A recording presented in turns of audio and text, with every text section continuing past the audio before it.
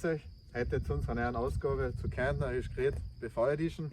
Heute haben wir einen Christoph Felsberger von der Landung Metnitz bei uns und er wird uns heute das Wort Osattle erklären. Ja, grüß euch. Ein Osattle war ein kleines Wassergefäß oder ein Vermilch.